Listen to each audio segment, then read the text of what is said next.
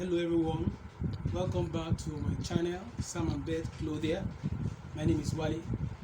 I welcome you back to our class on how to draft a shirt pattern.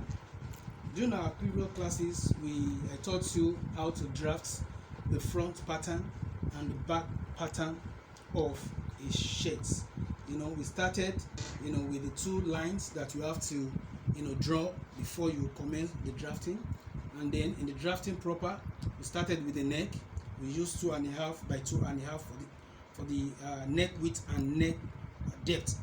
And then we moved to the back, that is from shoulder to shoulder. We mark it, and we mark it here. We draw the shoulder line, and then we constructed our armhole. I went down from the top line to this place 2 inches, and I connected the 2 points, the high shoulder point and the low shoulder point. Then we constructed our armhole, and in constructing our armhole, I told us that you place the quarter of your chest measurement, then you go inside 3/4 for you to draw your armhole curve using your armhole ruler. Then we move downward. We mark the half length. The half length was 17.5. Then the length was 27, and I added 2.5 inches so that we could do the M curve for the. Then we connected the points to finish up our front pattern. Then we move to the back. We transfer all the measurement that we have here to the back measurement. What we have here, we have 11.5. We place it here. Also here, what we have here, we have 10.75, and then we transfer it here. That's what we have. And here also we have in 11 in whole. We transferred it here, and then we did the neck. And I told us from the beginning that the extension here from here to here is 2 inches is for the back. So we put that there so that when we are drafting the back pattern, we'll be able to have the allowance that we need for the shoulder slope. So the 2 inches we made provision for at the beginning is what we have here. Then we did the neck, then we connected it. Then we did the curve here also. So now what is left is to cut it. We cut it out. I already cut the base part out. Then I'm going to cut this part and this part also. But before I do that, there is one final thing we need to do: the yoke. So the yoke is constructed together at the beginning with the back pattern. That is why the back pattern is longer than the back pattern. So the yoke is 6 inches. Actually, the yoke is between 4.5 to 5.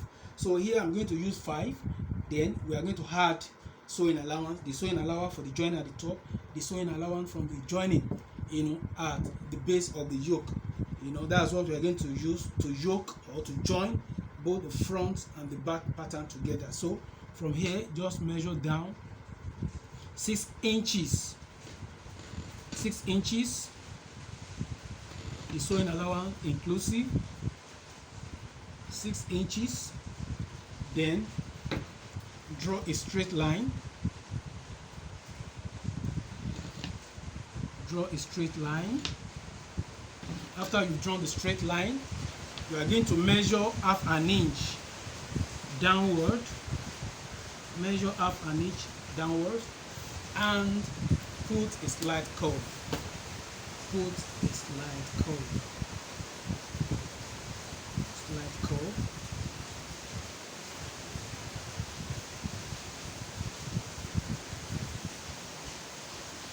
So this part is very, very important. You have to remove this part so that by the time you finish up the shirt, it will not be folding at the shoulder area. So when you are cutting, this is where you are going to cut it like this. Then you still remove this little part from the yoke itself. So let's commence the cutting.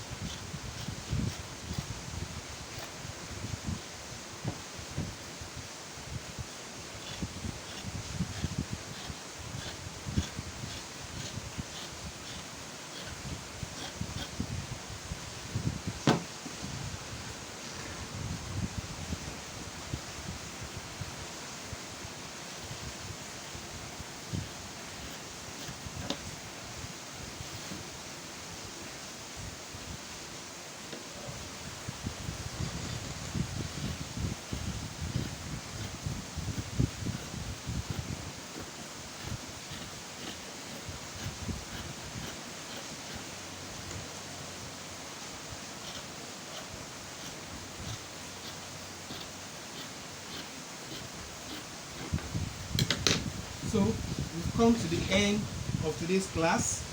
I hope you enjoy it. In the next class, we're going to teach us how to cut the sleeve, the simple way of cutting the sleeve. Then I'll teach us how to do the curve, the pleating, the method you need to adopt to do the pleating for the shirt. And also I'm going to teach us how to do a shirt collar.